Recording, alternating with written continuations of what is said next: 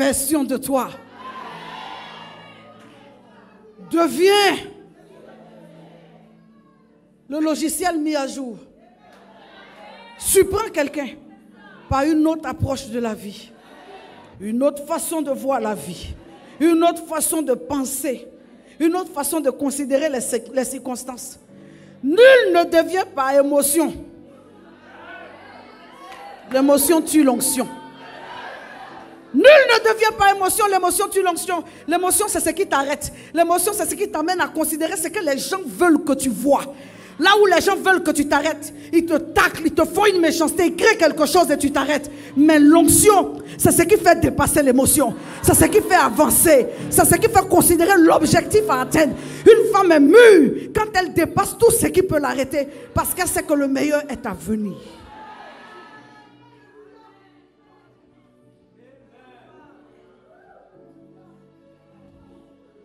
Lorsqu'on parle d'accomplissement des destinées, laissez-moi vous dire, le mot limitation ne signifie rien. Le mot insuffisant ne signifie rien. Le mot pas assez ne signifie rien.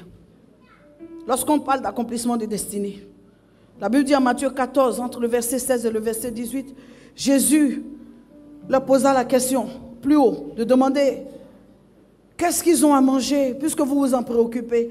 Et ces gens disaient que non, ils n'ont rien à manger. Jésus dit, mais alors, qu'est-ce que vous avez? Il dit, nous, on n'a que 5 pains et 2 poissons. Quelqu'un dit, c'est suffisant. Insuffisant ne veut rien dire devant Dieu.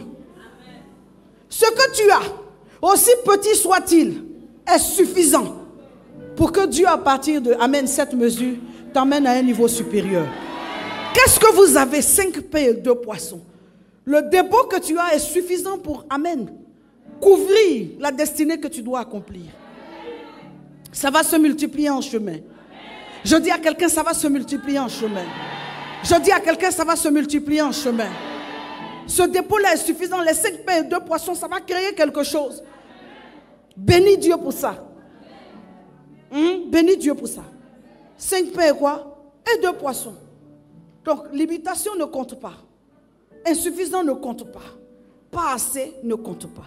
Ce qui compte, c'est le plan que Dieu a divinement, amen, écrit pour toi. Est-ce que je peux poursuivre mon échange? Est-ce que je peux poursuivre mon intervention? Je veux encore parler de quelque chose de très important dans l'accomplissement d'une destinée. Ce sont les rencontres. Oui.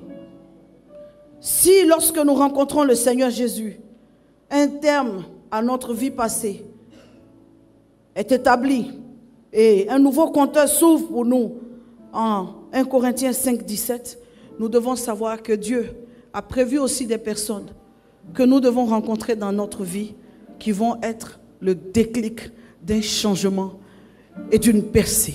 Quelqu'un ne m'a pas dit un grand amen. Quelqu'un ne m'a pas dit un grand amen. Quelqu'un ne m'a pas dit un puissant amen.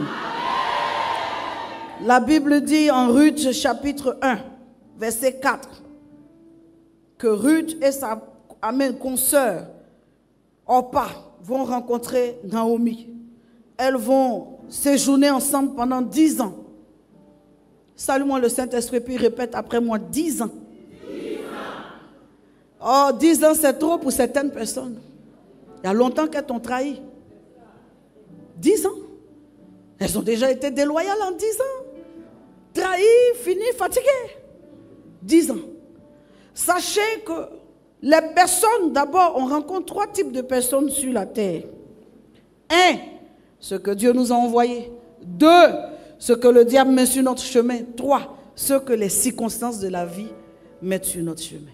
Le voisin de l'avion, pendant que tu es en train d'aller à Hong Kong, il est fort probable qu'à la prochaine escale, vous ne vous revoyez plus. Ceux-là, ou ce type de personnes qu'on rencontre dans la vie, ça c'est les circonstances à cause d'un voyage. Si tu ne voyageais pas, tu n'allais pas rencontrer cet Asiatique qui ronfle depuis dans le vol.